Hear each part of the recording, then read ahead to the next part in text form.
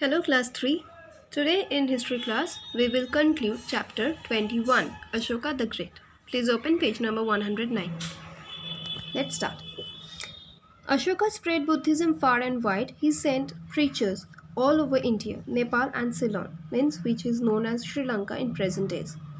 तो क्या बोल रहा है कि अशोका बुद्धिज़्म को स्प्रेड करने के लिए पूरा इंडिया में जैसे वो बुद्धिज़्म को प्रीच कर रहे थे वैसे ही इंडिया के बाहर नेपाल एंड सिलोन मतलब जो अभी श्रीलंका के नाम पे जाना जाता है उस कंट्री में भी उन्होंने प्रीचर भेजे थे.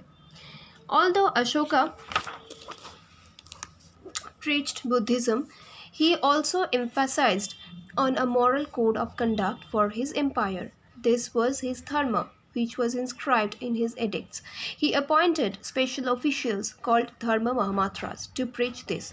तो क्या बोल रहे हैं कि अशोका बुद्धिज़्म को प्रीच कर रहे थे लेकिन इसके साथ साथ उन्होंने अपने एम्पायर के लिए एक मॉरल कोड ऑफ कंडक्ट उन्होंने बनाया था जो उसके धर्मा मतलब जिसको ही वो अपना धर्मा मानते थे और इस धर्मा को मतलब प्रीच करने के लिए स्प्रेड करने के लिए उन्होंने कुछ स्पेशल ऑफिशियल्स को भी अपॉइंट किया था जो लोग धर्म महामात्रास के नाम पे जाना जाता था. He also set a personal example by following the principles of dharma. His son and daughter also went to other lands spreading the message of Buddha. तो क्या बोल रहे हैं कि उन्होंने खुद पर्सनल कुछ एग्जाम्पल सेट किए थे ताकि उनके एम्पायर के सारे सब्जेक्ट्स उनका जो सब्जेक्ट्स है उनके जो मतलब एम्पायर के जो लोग हैं ताकि वो लोग इस धर्म को एक्सेप्ट कर पाए. उन्होंने अपने बेटा महेंद्र एंड बेटी संघमित्रा को भी अदर लैंड्स में भेजे थे ताकि बुद्धिज़्म को वो लोग स्प्रेड कर पाए.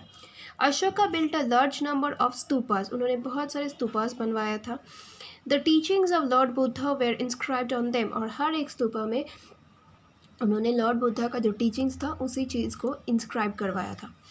Ashoka laid down the following edicts. उन्होंने बहुत सारे एडिक्ट्स जो इस्टेब्लिश किए थे वो सारे एडिक्ट्स में उन्होंने पर्टिकुलर कुछ मैसेजेस वो देना चाहते थे लोगों को. Honour your parents and elders. सबसे पहले है कि अपने पेरेंट्स अपने माता पिता और अपने मतलब जो भी उम्र में बड़ा है एल्डर्स को हमेशा रिस्पेक्ट करना चाहिए, ऑनर करना चाहिए. Be kind to servants. जो तुम्हारे लिए काम कर रहे हैं जो तुम लोगों को कुछ सर्विस दे रहे हैं उन लोगों की तरफ काइंड होने के लिए. Speak the truth. हमेशा सच बोलना चाहिए. Don't kill animals. एनिमल्स को कभी मारना नहीं चाहिए. Respect all religions. हर एक रिलीजन को रिस्पेक्ट करना चाहिए.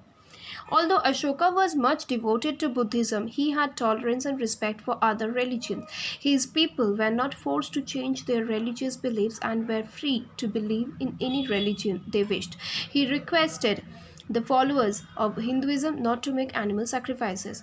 अशोका खुद बुद्धिज़्म में बिलीव करते थे लेकिन इसका मतलब ये नहीं था कि वो बाकी रिलीजन्स को रिस्पेक्ट नहीं करते थे. इनफैक्ट वो अपने रिलीजन से भी ज़्यादा रिस्पेक्ट बाकी रिलीजन्स को करते थे. सिर्फ उन्होंने उन्होंने अपने एम्पायर में ये फ्रीडम रखा था सबके लिए कि कोई भी मतलब कोई भी इंसान कोई भी रिलीजन को प्रैक्टिस कर सकते हैं. सिर्फ उन्होंने हिंदू रिलीजन के पास एक रिक्वेस्ट रखा था कि वो लोग एनिमल सैक्रिफाइस को बंद कर दें. Ashoka died in about 232 BC. He is known as Ashoka the Great. Ashoka 232 BC में उनका डेथ हो जाता है and he is known as Ashoka the Great. The emblem of 4 lions sitting back to back, which is the national emblem of India, has been taken from Ashoka's stone pillar or lion capital at Sarnath. तो क्या बोल रहा है कि Ashoka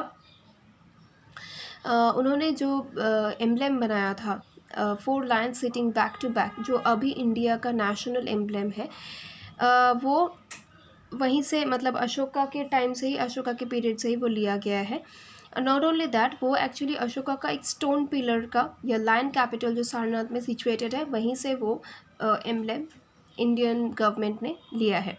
and next is the Ashoka Chakra in the centre of the Indian national flag has also been taken from the same stone pillar. और अशोका चक्र जो Indian national flag के बीच में रहता है सेंटर में रहता है वो अशोका चक्र भी वो same lion capital of Sarnath से ही लिया गया है. So class 3 we have completed our explanation of the annual syllabus and we have concluded chapter 21 Ashoka the Great. Please go through this text along with this explanation. Thank you.